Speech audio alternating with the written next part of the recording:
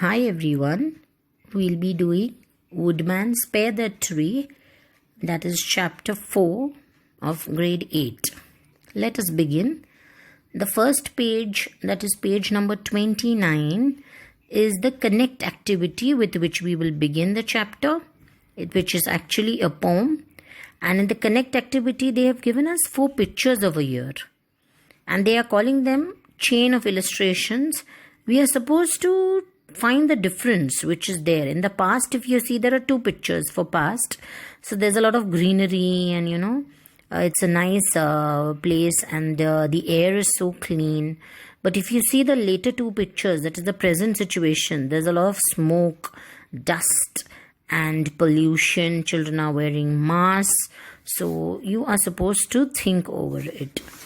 Now, if you see the next page, that is page number 30, that shows us that again there are 2 pictures and one of them has a tree, but a lot of garbage is thrown around. If you can see, there's a lot of plastic waste that is thrown, bottles and all such things. And in the next one, there's a father who's planting a tree with 2 children with him.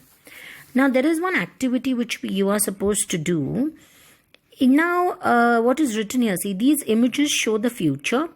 Why are they different? Write your analysis about the future images in the space given below. What do you think will be the future? Which illustration of future would you prefer? Why? Now, it is actually an opinion-based answer.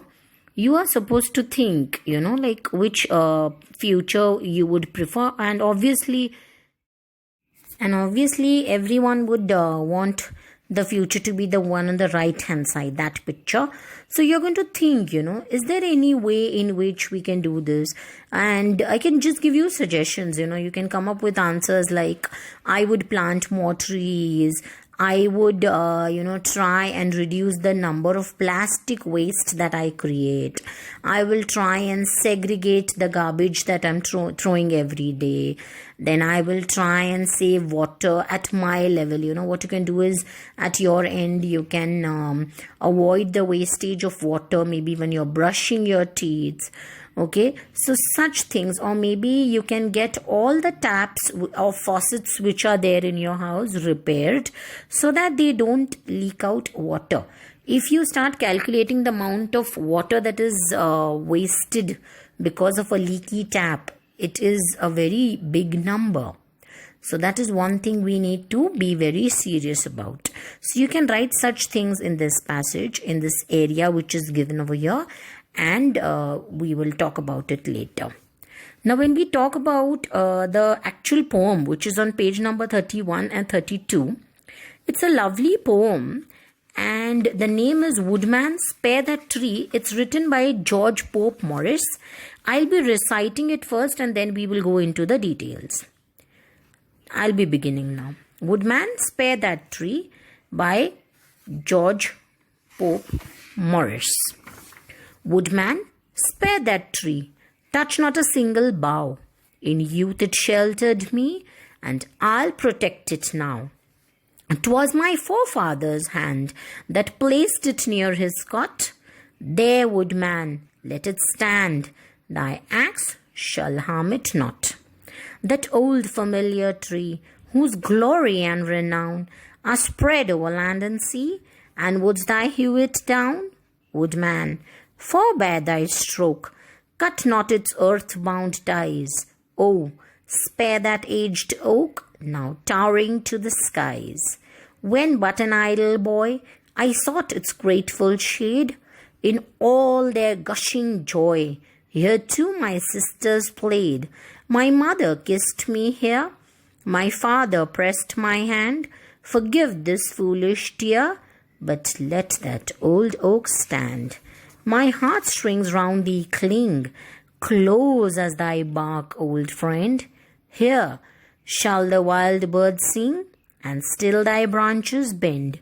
Old tree, the storm still brave, and Woodman, leave the spot, while I've a hand to save, thy axe shall harm it not.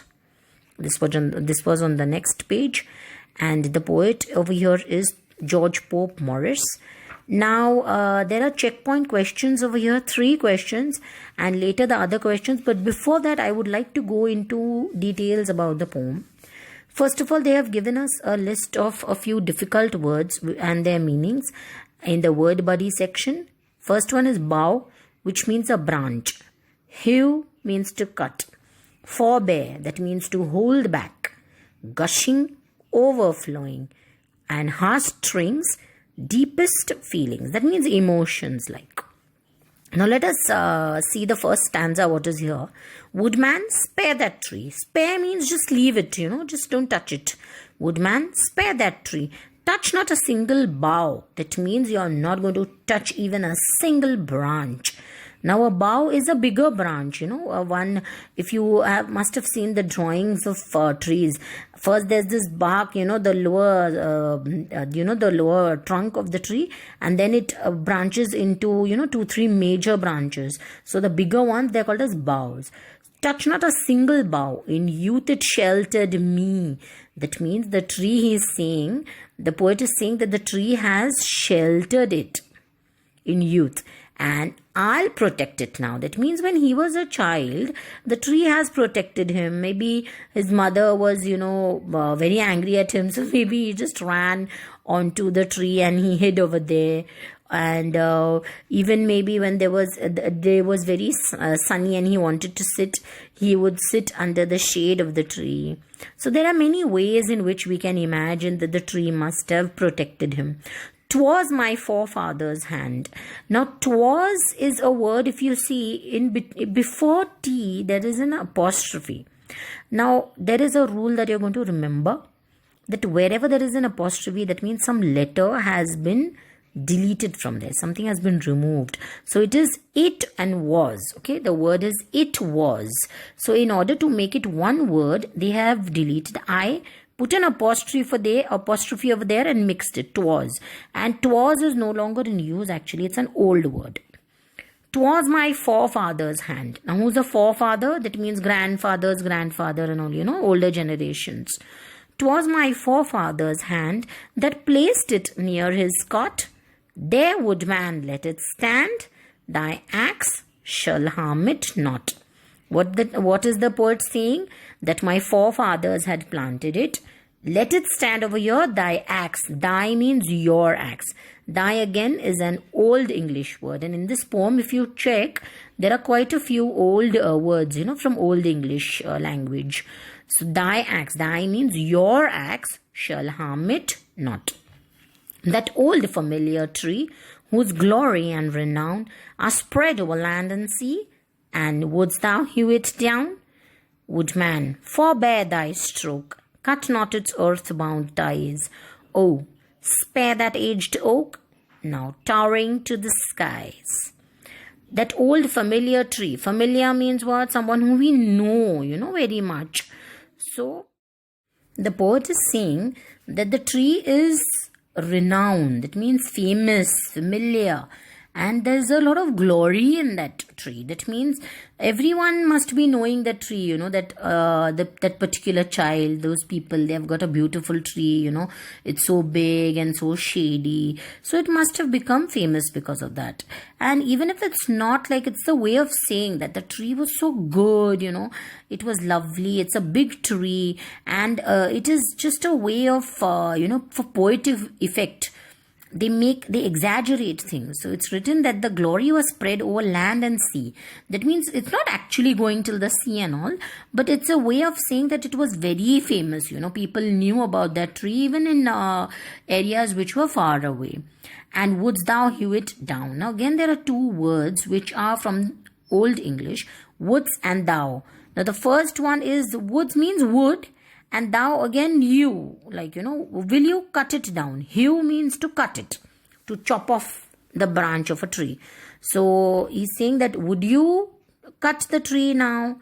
Woodman, forbear thy stroke. Now this time he's saying woodman, forbear, means hold back that stroke. You are not going to use your axe. Cut not its earth-bound ties.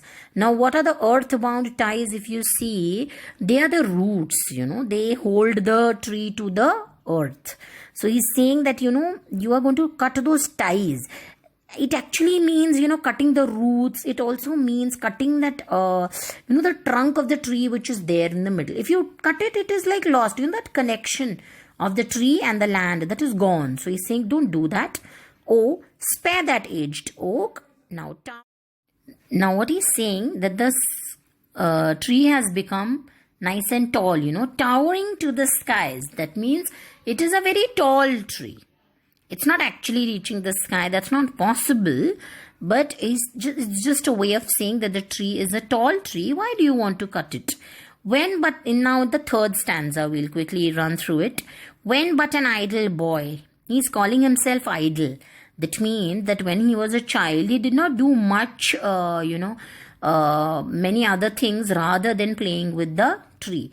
In the branches, under the tree. Maybe he used to tie a swing, and the picture shows, there was a child playing over there, maybe his sister.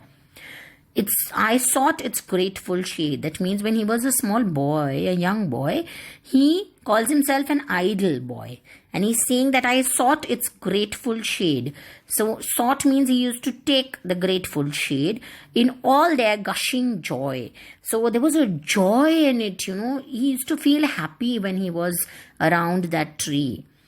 Here too my sisters played. So his sisters used to play over here. Maybe there was this swing and they used to play with it. My mother kissed me here. His mother would kiss him over there. And my father pressed my hand. So with, to reassure something that I'm there for you, in order to feel secure, he must be pressing his hand and forgive this foolish tear. Now, which tear is he talking about? It happens that when we are talking about something which we really love, something which is very close to our heart, without saying anything, tears just start flowing from our eyes.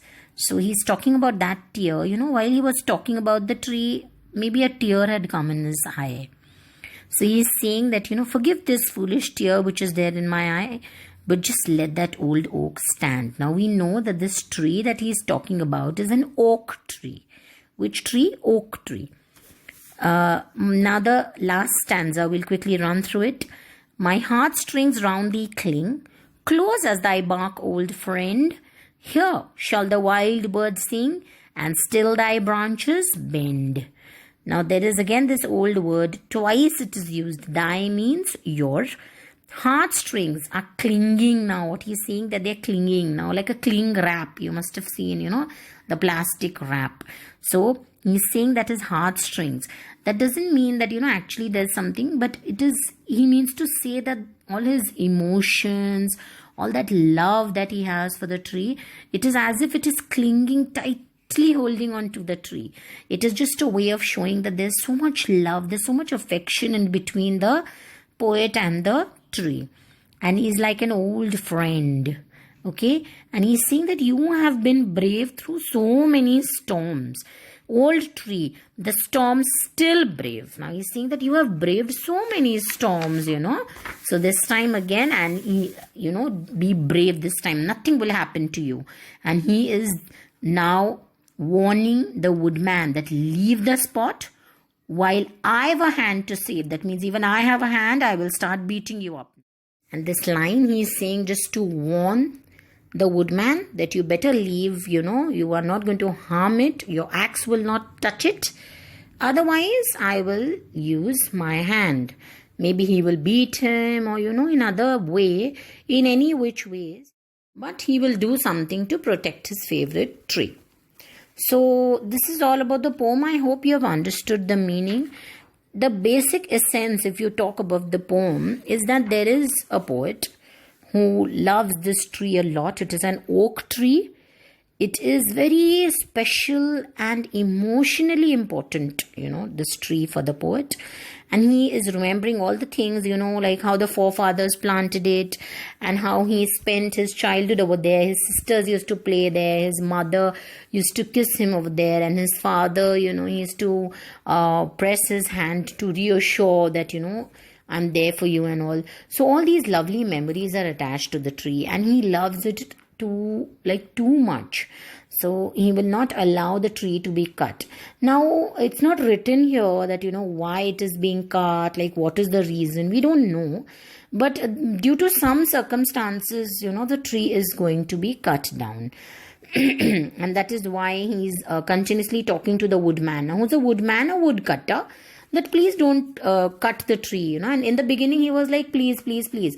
But later on, if you see towards the last stanza, he has come to warning, He's actually saying that if you touch it, even I'll start using my hand. That means some physical force I will also use.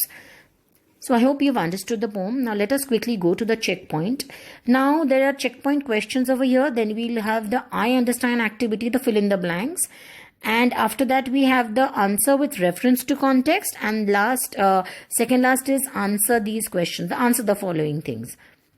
And the last is write a word from the poem whose meanings are given below. Now, all these questions, they have answers to them which are given in the description box. You can check those out. And you can use them for learning. I'll quickly read only the 3 checkpoint questions for you all. Who do you think had planted the tree? In what ways did the tree help the poet in his youth? Which sentence in the poem mentions what kind of tree it was? Okay, so these are simple questions. All the answers are given in the description box. You can just go through it. The fill in the blanks are also given, and reference to context, answer these questions, and the D activity, that is write the word from the poem which mean whatever it is. If you see a large branch of a tree, so what is it? It's a bough. So similar words you are going to write, and all the answers are given in the description box. If you have liked the video, please give it a thumbs up. Do subscribe to my channel, and happy learning to you. Bye. Thank you.